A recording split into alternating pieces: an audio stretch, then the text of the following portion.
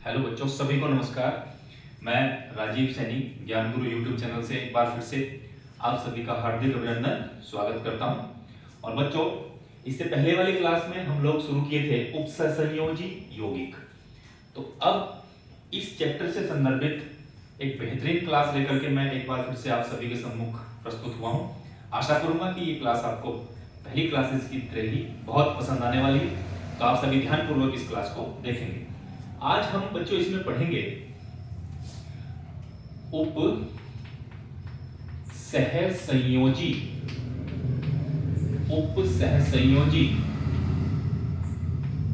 संकुल में प्रयुक्त पद। जो हमारा उपसहसंयोजी संकुल होता है उसमें हम कौन कौन से पदों का प्रयोग करते हैं, किसी उपसहसंयोजी संकुल में हम कौन से पद को किस नाम से जानते हैं और उस पद को किस प्रकार से हम प्रयोग करते हैं, आज इसके बारे में हम लोग चर्चा करने वाले हैं। ये बहुत इंपॉर्टेंट वीडियो आपके सामने मैं प्रस्तुत करने जा रहा हूं। काफी खास वीडियो होने वाला, सभी ध्यानपूर्वक पूरी वीडियो को शुरू से लेकर आखिर तक पूरी वीडियो को आप देखेंगे। तो इसमें सबसे पहला जो पद है, अगर उसकी बात करूं तो सबसे पहला जो हमारा पद इसमें आता है वो आता है केंद्रीय धातु परमाणु। पहले पद को हम कहते हैं केंद्रीय धातु परमाणु। अगर इसकी इंग्लिश में बात करें तो ये होता है central metal atom. Central metal atom. और शॉर्ट में इसको सभी विद्यार्थियों को बताना चाहूंगा कि शॉर्ट में इसको बोलते हैं CMA, सेंट्रल मेटल एटम। तो आज हम बात करेंगे कि सेंट्रल मेटल एटम क्या होता है। देखिए, हम यदि इस प्रकार का एक एग्जांपल लिखते हैं बच्चों, K3FeCN6, ये हमने कोई संकुल यहां पे लिखा। इस संकुल के अंदर जो ये उपसहसंयोजी संकुल हमने लिखा, इस उपसहसंयोजी संकुल के अंदर आप देख पा रहे हैं यहां प्रारंभ में यहां पर कोई चीज लिखी है, उसके बाद ये इस प्रकार का एक बड़ा ब्रैकेट यहां पे स्टार्ट होता है और लास्ट में देखते हैं ये बड़ा ब्रैकेट यहां पर ऐसे बंद हो जाता है। तो आपको मैं ध्यानपूर्वक समझाना चाहूंगा कि जो हमारा बड़ा ब्रैकेट होता है, इस बड़े ब्रैकेट के अंदर बिल्कुल प्रारंभ में, यहां बड़े ब्रैकेट के अंदर बिल्कुल प्रारंभ में यहां कोई धातु लिखी हुई होती है। क्या बताया मैंने आपको? इस बड़े ब्रैकेट के अंदर प्रारंभ में ही कोई धातु लिखी होती है। यह धातु है। और हम क्या देख पा रहे हैं, ये जो धातु, जैसे यहां आयरन लिखा है, Fe धातु होता है। इस आयरन धातु से पहले भी कोई एक धातु या आयन लिखा है और इस Fe के सामने भी कोई परमाणु या आयन लिखा है। तो इस प्रकार से यदि हम देखें तो Fe यहां पर कहीं ना कहीं एक किस्म से सेंटर में आ जाता है। इसके पहले भी कोई चीज जुड़ी हुई है, इसके बाद में भी कोई चीज जुड़ी हुई है और Fe यहां पर एक सेंटर में हमें दिखाई देता है। तो इसलिए इस धातु के साथ जोड़ते हैं केंद्रीय। इस धातु के साथ हम लोग जोड़ते हैं केंद्रीय, मतलब केंद्र में है वो तो इसलिए केंद्रीय, और वो धातु होगा तो इसलिए धातु, और ये क्या है, परमाणु है तो इसलिए परमाणु। तो इसलिए इसका नाम रखा गया है केंद्रीय धातु परमाणु, जिसको मैंने इंग्लिश में आपको बताया सेंट्रल मेटल एटम। जो सेंट्रल मेटल एटम होता है, इसमें अगर हम देखें तो ये परमाणु या जो परमाणु हमारा होता है धातु का होगा, ये धातु का कोई परमाणु होगा और ये चारों ओर से किसी ना किसी परमाणु या किसी ना किसी आयन के द्वारा घिरा हुआ होता है। तो ऐसा परमाणु, ऐसा धात्विक परमाणु जो चारों ओर से किसी दूसरे परमाणु या किसी आयन के द्वारा घिरा होता है, उसे ही हम केंद्रीय धातु परमाणु कहते हैं। तो यहां पर इस कंपाउंड में अगर हम एग्जांपल के तौर पे इसको लें K3FeCN6, इसमें Fe जो होगा वो हमारा सेंट्रल मेटल एटम यानी कि केंद्रीय धातु परमाणु होगा। अगर हम दूसरे एग्जाम्पल की बात करें बच्चों, एक एग्जाम्पल में और लिख देता हूं, जैसे मैंने यहाँ पे लिया, यहाँ लिया H हाइड्रोजन, उसके बाद हमने लिया AU और यहाँ पे हमने लिया Cl और इसकी होल फॉर्म। इस प्रकार का एक संकुल हमारे पास है। देखिए यहाँ आया H हाइड्रोजन, ये बड़ा ब्रैकेट आया। बड़े ब्रैकेट के प्रारंभ में मैंने आपको कहा था, बिल्कुल बड़े ब्रैकेट के प्रारंभ में जो होगा वो कोई मेटल होगी। देखिए यहाँ पर क्या है, Au गोल्ड सोना, तो ये क्या है, धातु है। तो धातु है और इसके पहले की तरफ भी कोई चीज कोई लिखा है परमाणु और बाद की तरफ भी कोई परमाणु लिखा है, तो इस प्रकार से सेंटर में है, तो इसको लिखते हैं केंद्रीय धातु परमाणु, सेंट्रल मेटल एटम। अगर आपको डेफिनेशन से अलग, एक परिभाषा के बंधन से अलग अगर हम चल करके इस बात को हम बिल्कुल साधारण भाषा में देखना चाहें कि सेंट्रल मेटल एटम किसी संकुल में कहां होता है, तो बिल्कुल सिंपल सी बात है कि जो बड़ा कोष्ठक शुरू होता है, बड़ा ब्रैकेट जो शुरू होता है, बड़े ब्रैकेट के शुरू होने के उपरांत उसमें अंदर की तरफ जो सबसे पहला एलिमेंट लिखा होगा वो कोई मेटल होगा और वो मेटल ही हमारा सेंट्रल मेटल एटम कहलाता है। बहुत आसान सी बात है। ये बड़ा ब्रैकेट हो गया और इस बड़े ब्रैकेट के अंदर यहां पर हमेशा कोई मेटल ही होगी, उसी मेटल को हम केंद्रीय धातु परमाणु कहेंगे।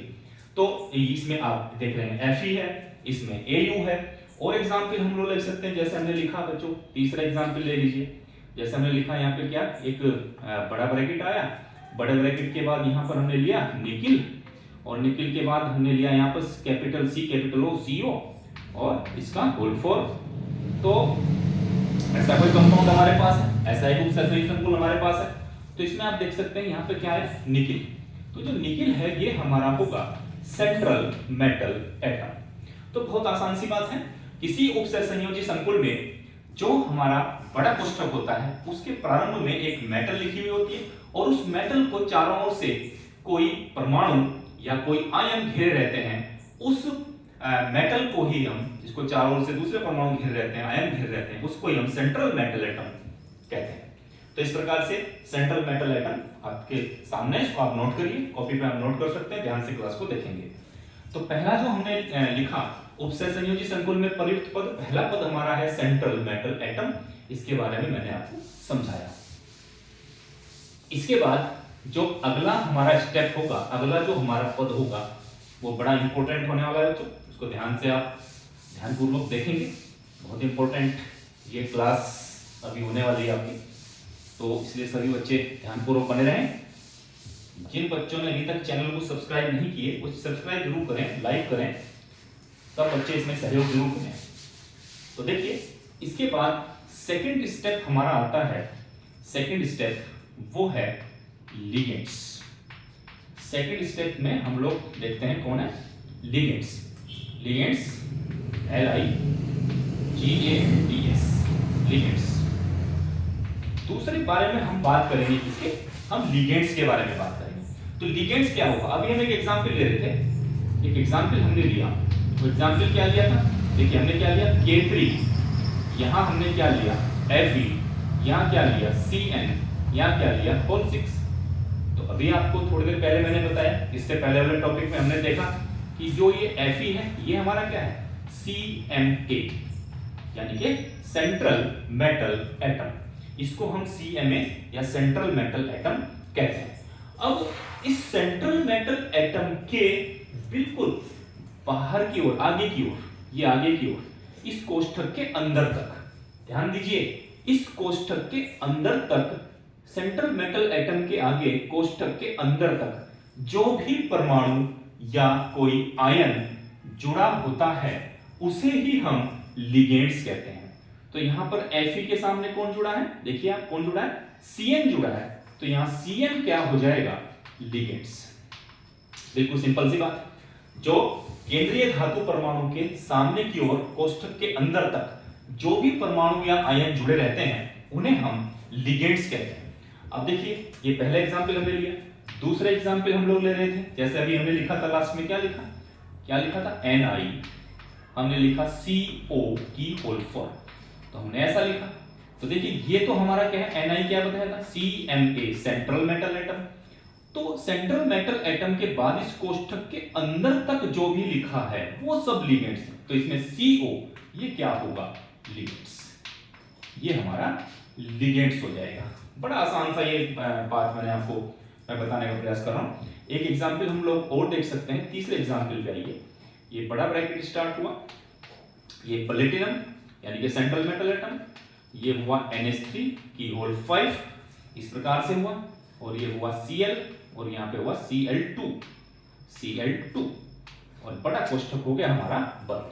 देखिए इस एग्जांपल पे ध्यान दीजिए, ये एग्जांपल है। तो देखिए ये Pt मींस प्लेटिनम। तो प्लेटिनम जो होता है वो क्या होता है, धातु है, तो सेंट्रल मेटल एटम होगा। इसके बाद देख सकते क्या सक रहे हैं कि भाई यहाँ पर हमारा क्या लगा NH3, यहाँ पे क्या लगा Cl2। मैंने आपको बताया कि सेंट्रल मेटल एटम के सामने जो भी कोष्ठक के अंदर तक होगा वो सब लिगेंड्स हैं। तो यहाँ पर NH3 भी हमारा क्या है, लिगेंड्स है, और यहाँ पर Cl2 भी हमारा क्या है, लिगेंड्स है। तो ये दोनों ही हमारे ये क्या है, लिगेंड्स हैं। तो बहुत आसान सी बात हो जाती है कि लिगेंड्स क्या होता है। तो लिगेंड्स को अगर हम परिभाषित करें तो लिगेंड्स क्या है, लिगेंड्स जो है वो परमाणु या आयन, परमाणु या परमाणुओं का समूह या आयन, ऐसे आयन जो इसको केंद्रीय धातु परमाणु को घेरे रहते हैं, केंद्रीय धातु परमाणु को घेरे रखने वाले परमाणु या परमाणुओं के समूह या आयन, ये हमारे क्या कहलाते हैं, लिगेंड्स कहलाते हैं। एक बात जो लिगेंड्स के विषय में मैं आपको बताऊंगा कि लिगेंड्स का जो असली कार्य है वो क्या होता है। सभी विद्यार्थी ध्यान से सुने कि लिगेंड्स का असली कार्य क्या है। लिगेंड्स जो होता है वो क्या काम करेगा, लिगेंड्स क्या काम करता है, वो केंद्रीय धातु परमाणु को क्या करता है, अपना इलेक्ट्रॉन युग्म प्रदान करता है। क्या प्रदान करता है, अपना इलेक्ट्रॉन युग्म प्रदान करता है। ये मुख्य कार्य होता है। सभी विद्यार्थी ध्यान दें, लिगेंड्स का मुख्य कार्य क्या है, केंद्रीय धातु परमाणु को वो इलेक्ट्रॉन युग्म प्रदान करता है। यानी कि परमाणु या परमाणुओं का ऐसा समूह या वह परमाणु या परमाणुओं का समूह जो केंद्रीय धातु परमाणु को अपना इलेक्ट्रॉन युग्म दान करे, इलेक्ट्रॉन युग्म देता हो, इलेक्ट्रॉन पेयर देता हो, उसे ही हम लिगेंड्स कहते हैं। तो यहां देखिए आप, जैसे पहले एग्जांपल में हम लोग देख सकते हैं, पहले एग्जांपल में हमने क्या लिखा, Cn। तो C और N, देखिए पहले एग्जांपल में क्या लिखा, Cn। C और N में से इलेक्ट्रॉन युग्म किसके पास होगा, इलेक्ट्रॉन युग्म प्रदान वो करेगा जिसके पास इलेक्ट्रॉन युग्म होगा। यहां पर अगर हम ध्यान दें तो आप देख सकते हैं एक परमाणु कौन है, कार्बन है, दूसरा परमाणु कौन है, नाइट्रोजन है। जो आपका पहला परमाणु होता है जिसको हम कार्बन कह रहे हैं, कार्बन के पास बच्चों इलेक्ट्रॉन युग्म नहीं होता है। देखिए कार्बन का परमाणु क्रमांक कितना होता है, 6। इलेक्ट्रॉनिक विन्यास कितना हुआ, 2 4 हुआ। तो इसके लिए लुईस सिंबल क्या है, लुईस सिंबल कैसे बनता है इसके लिए, 1 2 3 4। ये कार्बन की लुईस डॉट सिंबल है। तो कार्बन के पास 4 इलेक्ट्रॉन होते हैं, 4 वैलेंसी होती है कार्बन की, और चारों के चारों इलेक्ट्रॉन जो हमारे हैं वो अनपेयर्ड हैं, यहां पर कोई भी युग्म नहीं है। तो इसका मतलब कार्बन के पास इलेक्ट्रॉन युग्म नहीं है। अब चलिए किसके पास चलते हैं, नाइट्रोजन के पास। नाइट्रोजन का परमाणु क्रमांक कितना होता है, 7। तो इलेक्ट्रॉनिक विन्यास कितना हुआ, 2 5। तो संयोजी कोष में कितना इलेक्ट्रॉन है, 5। तो चलते हैं 5 को कैसे देखते हैं, 1 2 3 4। जब लुईस सिंबल बनाते हैं तो आपको मैंने कई बार बताया कि पहले 1 1 1 1 चारों तरफ सिंगल इलेक्ट्रॉन को देते हैं, 5वें इलेक्ट्रॉन को फिर हम यहां पर डबल करते हैं। तो देखिए ये 5वां इलेक्ट्रॉन यहां आएगा। तो यहां नाइट्रोजन के पास हमें क्या दिखता है, ये देखिए इलेक्ट्रॉन युग्म है। तो C और N में से किसके पास इलेक्ट्रॉन युग्म होता है, C और N में से N के पास इलेक्ट्रॉन युग्म होता है, ये इलेक्ट्रॉन युग्म होता है। और जो Cn है वो क्या है, लिगेंड्स है। और लिगेंड्स का काम क्या बताया मैंने आपको, लिगेंड्स का जो असली काम है वो क्या है, लिगेंड्स का असली काम है कि लिगेंड्स जो केंद्रीय धातु परमाणु होता है उसको अपना इलेक्ट्रॉन युग्म प्रदान करता है। तो इलेक्ट्रॉन युग्म कहां से जाएगा, Cn में कौन है, सेंट्रल मेटल एटम कौन है, Fe। तो Fe के पास इलेक्ट्रॉन युग्म कहां से जाएगा, N से जाएगा, यहां से जाएगा। तो यहां जो केंद्रीय धातु परमाणु Fe है, इसको इलेक्ट्रॉन युग्म प्रदान करने का कार्य कौन करेगा? Cn का n, यानी कि नाइट्रोजन का परमाणु उसको अपना इलेक्ट्रॉन युग्म प्रदान करता है। अब इसमें देखिए एक चीज और मैं आपको यहीं पे बता देता हूं, ध्यानपूर्वक देखिए, ध्यानपूर्वक देखेंगे सब छात्र और छात्राएं भी। देखिए यहां पर हम अगर ध्यानपूर्वक देखते हैं तो जैसे मैंने बताया कि जो हमारे C और N है, इसमें से N के पास इलेक्ट्रॉन युग्म होता है, लेकिन आप एक बात ध्यान दीजिए, Cn कितनी बार आया है? 6 बार आया है। कितनी बार है? 6 बार, होल 6 का मतलब 6 बार है। तो Cn 1, Cn 2, Cn 3, Cn 4, Cn 5, Cn 6।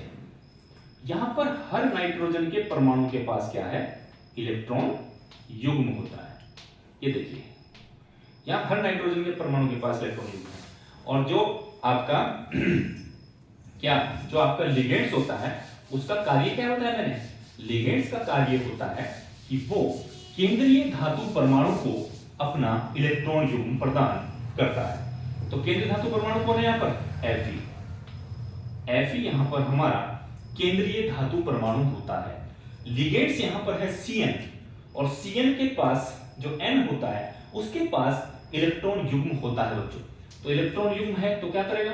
देखिए ये N यहां इलेक्ट्रॉन युग्म देगा, ये भी, ये भी, ये भी, ये सब के सब 6 के 6 नाइट्रोजन के परमाणु Fe को अपना इलेक्ट्रॉन युग्म प्रदान करते हैं। कितने प्रदान करते हैं? 6 के 6 नाइट्रोजन के परमाणु Fe को अपना इलेक्ट्रॉन युग्म प्रदान करते हैं। तो बताओ इलेक्ट्रॉन युग्म प्रदान किसने किया? Cn ने किया। किसको किया? Fe को किया। जो इलेक्ट्रॉन युग्म दान करता है उसको हम लिगेंड्स कहते हैं। उसको हम क्या कहते हैं? लिगेंड्स कहते हैं। और जो इलेक्ट्रॉन युग्म को ग्रहण करता है उसको हम Cna, सेंट्रल मेटल एटम कहते हैं, केंद्रीय धातु परमाणु कहते हैं। तो केंद्रीय धातु परमाणु का काम क्या है? केंद्रीय धातु परमाणु लिगेंड्स के द्वारा प्रदान किए जाने वाले इलेक्ट्रॉन युग्मों को ग्रहण करता है, वो उसको ग्रहण करने की प्रवृत्ति रखता है, उसको हम लिगेंड्स कहते हैं। तो और केंद्रीय धातु परमाणु जो होता है उसको ग्रहण करता है। तो जो केंद्रीय धातु परमाणु होता है वो लिगेंड्स के द्वारा प्रदान किए गए इलेक्ट्रॉन युग्मों को ग्रहण करने की प्रवृत्ति रखता है। इसीलिए आपको पता होना चाहिए कि जब एक परमाणु हमारे पास A है, दूसरा परमाणु हमारे पास B है, और इसमें से एक परमाणु A अपना इलेक्ट्रॉन युग्म यदि B को प्रदान करे तो जो इलेक्ट्रॉन युग्म देता है उसको दाता परमाणु कहते हैं, और जो इलेक्ट्रॉन युग्म ग्रहण करता है उसको हम ग्राही कहते हैं। और जब एक परमाणु किसी दूसरे परमाणु को अपना इलेक्ट्रॉन युग्म प्रदान करता है, ग्राही उसको ग्रहण करता है और जो डोनर होता है वो उसको दान करता है, दाता से ग्राही की तरफ युग्म जाता है। तो वहां पर बनने वाला जो बॉन्ड होता है वो बॉन्ड होता है उपसहसंयोजी बंध। तो यानी कि यहां भी तो वही प्रक्रिया हो रही है। देखिए आप, ये Cn में से नाइट्रोजन का परमाणु क्या कर रहा है? Fe को अपना युग्म दे रहा है। कितनी बार दिया? 1 2 3 4 5 6 बार दिया।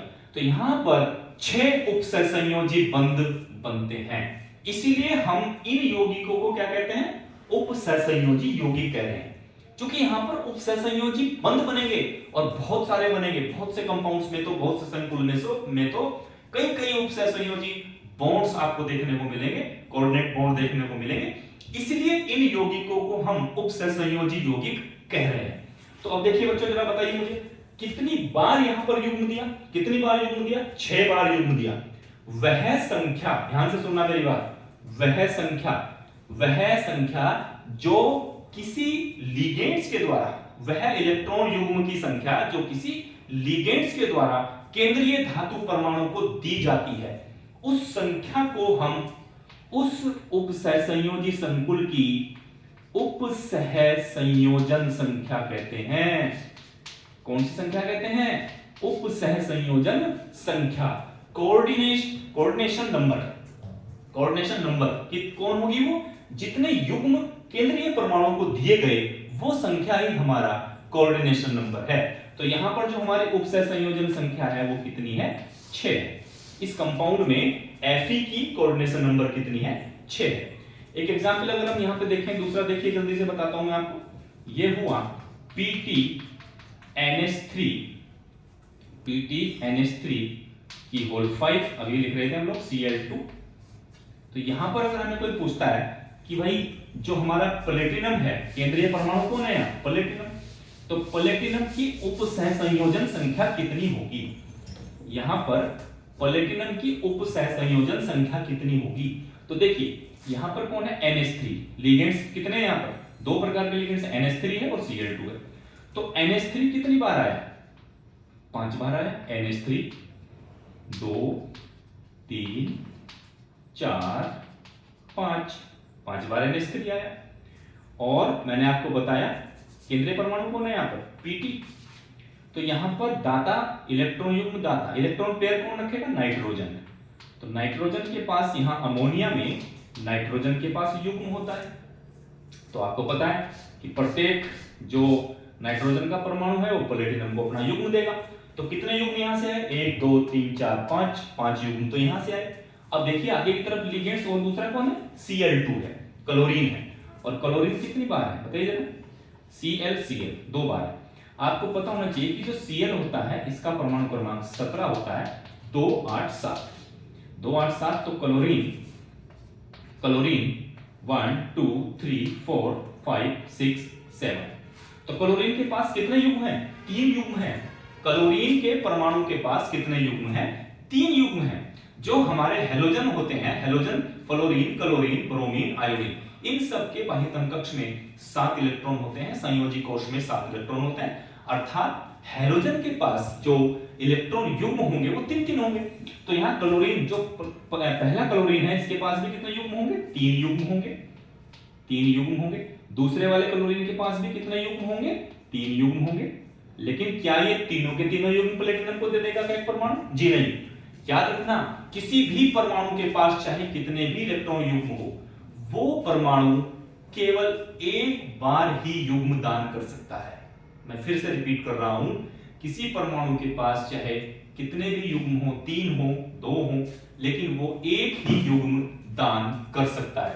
तो एक युग्म देगा ये वाला क्लोरीन, एक युग्म देगा ये वाला क्लोरीन। ये मत समझ लेना कि इसके पास 3 युग्म है तो तीनों के तीनों युग्म चले जाएंगे। जी नहीं, गलत हो जाएगा। एक क्लोरीन एक ही युग्म देगा, दूसरा क्लोरीन भी एक ही युग्म देगा। तो यहां से कितने युग्म आए थे? 1 2 3 4 5, एक यहां से आया 6, एक यहां से आया 7। कुल कितने युग्म आए? कुल युग्म जो है, इलेक्ट्रॉन जो युग्म है वो दिए गए प्लेटिनम को कुल कितने? 7। और मैंने आपको बताया कि किसी लिगेंड्स के द्वारा जितने इलेक्ट्रॉन युग्म, जितने कुल इलेक्ट्रॉन युग्म केंद्रीय धातु परमाणु को प्रदान किए जाते हैं, वो संख्या ही हमारी उपसहसंयोजन संख्या होती है। उसे ही हम उस केंद्रीय धातु परमाणु की उपसहसंयोजन संख्या कहते हैं। तो यहां उपसहसंयोजन संख्या कितनी होगी? 5 और 2 7। तो यहां जो हमारा प्लेटिनम है इसका कोऑर्डिनेशन नंबर होगा, कितना होगा? 7 होगा। तो इस प्रकार से आप देख पा रहे हैं कि जो लिगेंड्स होता है, लिगेंड्स क्या काम करता है? वो केंद्रीय धातु परमाणु को अपना इलेक्ट्रॉन युग्म प्रदान करता है, और किसी केंद्रीय धातु परमाणु के द्वारा, लिगेंड्स के द्वारा कुल प्राप्त किए गए इलेक्ट्रॉन युग्मों की जो संख्या होती है उसे ही हम उसकी उपसहसंयोजन संख्या कहते हैं, कोऑर्डिनेशन नंबर कहते हैं। तो आज की क्लास में ये बातें आपको कैसी लगी बच्चों? ये मैंने आपको यहाँ तक बताई। तो अगली क्लास में मैं आपको बहुत जल्द मिलूंगा। अगली क्लास में हम लिगेंड्स के प्रकार समझेंगे। अगली क्लास बहुत बढ़िया होने वाली है, जो 2-3 क्लास होंगी इसमें हम इनके पद देख रहे हैं, उपसहसंयोजी संकुल में प्रयुक्त होने वाले पद देख रहे हैं। इसके बाद हम लिगेंड्स देखेंगे, उनके प्रकार देखेंगे, और फिर हम इसमें IUPAC में नामकरण करना सीखेंगे। तो आज की क्लास कैसी लगी कमेंट्स करके जरूर बताइए। बहुत बहुत धन्यवाद। Thank you very much. Good bye.